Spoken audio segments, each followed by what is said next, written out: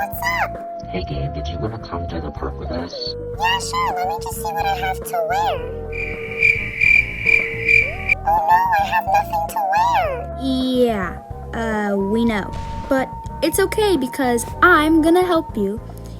Hey everyone, welcome back or welcome if you're new, and today we are gonna be redesigning my OC's wardrobe. Normally, my designs are pretty swag if I must say so myself, but sometimes I feel like their style doesn't match their personality. So today, I'm redesigning my OC's wardrobe to match them.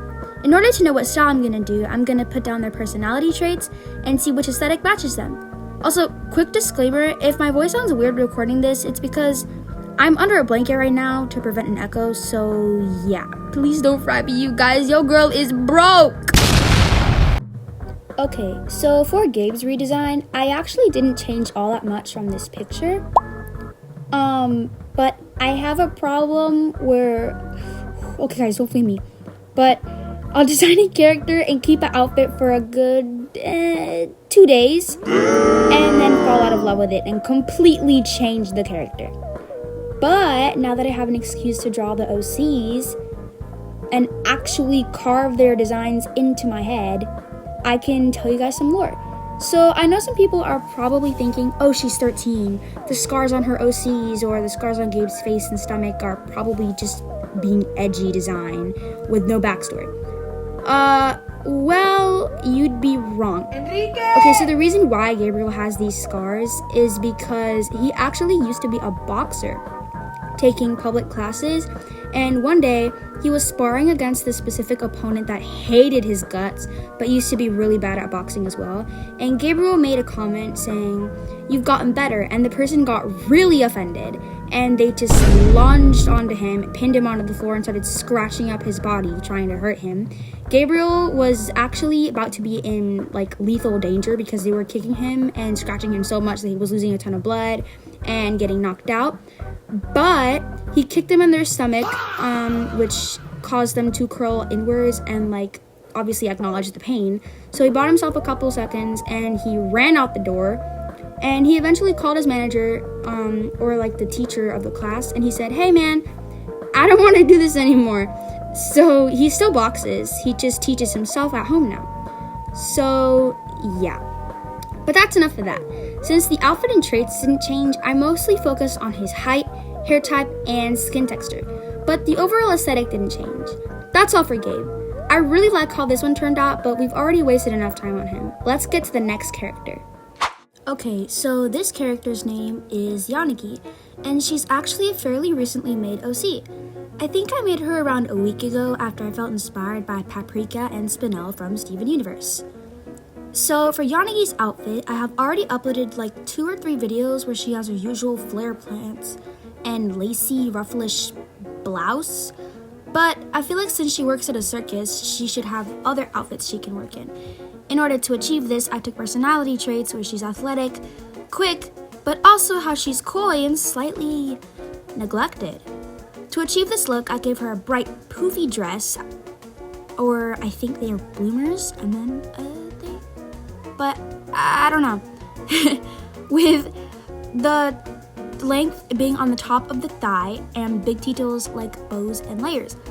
But I also muted the colors down a bit since she has such a limited wardrobe and she repeats it every week. She's cheerful on the outside, but on the inside, she truly is affected by her environment and constantly yearns to leave the circus. Taken historically as well, most circus employees in the past were severely mistreated. But even though she's one of the best performers now, doesn't mean that's how it always was. But to give a quick rundown on this OC, I gave her a jester or clownish type style, I guess, with slight keycore aesthetics as well. Now, we have 2 characters down, we have 1 to go. Let's go! Now, to bring out one of my oldest OCs, Kiki. Kiki holds a very secured place in my memory and heart, not only because she's relatable in some ways, but because drawing her helped me get through 5th grade. Back then, I wasn't really that social with people, to be honest. I transferred to a new school, and the one I had been in my entire life, all my friends are gone, and since everyone knew each other, it felt safe. But now, since I was at a new school, that safe feeling was gone. But that's enough about me. Let's talk about Kiki. Fitting the usual whimsical themes you'd see with my characters, Kiki is actually a tooth fairy, turned human.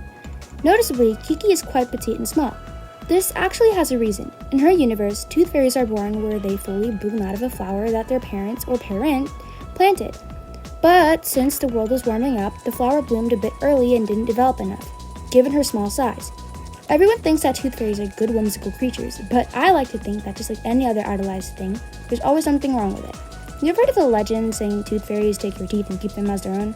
Well, that's kind of what is revolving in Kiki's story. As you can tell, she has an X mouth in her younger version. Or at least you could tell that was her younger version.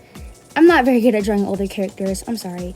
She has this because in her world, there's also a rule that you have to get enough teeth from other people in order for you to even have any. But Kiki felt this was wrong. And once the elder fairies found out about it, they were pissed, and therefore, they tore off her wings. You might have thought that the small wings were maybe a size thing, or maybe those are her real wings, but they actually weren't. That's why they're so small. After that, Kiki's mental state just kept deteriorating. She was spiraling with her self-worth as a fairy, and she hated everything about herself. And then she snapped. She started taking teeth from people who weren't even ready yet, and she wanted to change. She just couldn't. She felt horrible for what she had done, and she spent so many nights grabbing frantically at her back and teeth, hoping they'd grow in, hoping they'd grow back. To fit her theme, I'm actually going to make 2 outfits. One she uses for her fairy form, and one she uses when she turns human. About turning human, I haven't explained that part, have I? Well, the Tooth Fairy universe, as you can probably tell, is very strict and controlling, and very routine strict as well. Like, they like to keep their routine, like, oh, you gotta do this because that's how it's done and you can't question it. And they don't like questions about authority. And therefore, you get punished for it if you do, which is what happened to Kiki. But there was only one other fairy in the entire land that understood this. The queen's great-grandmother. She was a sweet and humble woman who desperately wanted to change the way of the world. And once she met Kiki, a kindred soul, she knew it was possible. Kiki wanted to become human, and Grand Fairy said, "To become human, you must love yourself. Flaws or not, you cannot let that define you, Kiki. You are a person, not a precious stone. Love yourself, and you'll become human under the next full moon." But that's tomorrow! And then Jima disappeared. Like, she just left her there. Yeah. But onto her outfits. Since she's kind of like a rebel in her fairy form, and most fairies have short skirts, I give her long pants. She feels different, yet somewhat the same. And I also gave her a long-sleeved shirt. Since long sleeves are usually seen as a sign of rebellion in that world, and she's had them since long before any of that drama happened, it was kind of like an indicator that in the future, something was gonna happen. In her beta design, she also had 2 braids, but I'm just gonna give her 1 because she's messy and she actually didn't cut her hair. That's just kind of how it grew. But yeah, now that we have the fairy outfit down, let's move on to the second outfit, which is in her human form. Oh, for her human form, she has more of like a grunge type style, countering my usual bright color theme. She doesn't really like them. They remind her of that place. So in order to reflect this, I'm gonna give her a layered black shirt and maybe some black jeans with rundown Converse. In the human world, Conchu found her. She was really disoriented. She didn't know where she was. But then Conchu found her and she was like, "Hey man, let's get you cleaned up, enrolled into school, and then you can live normally or whatever, blah blah blah." But this isn't about Conchu and her. Let's go. Let's get back to the plot. Okay guys, come on.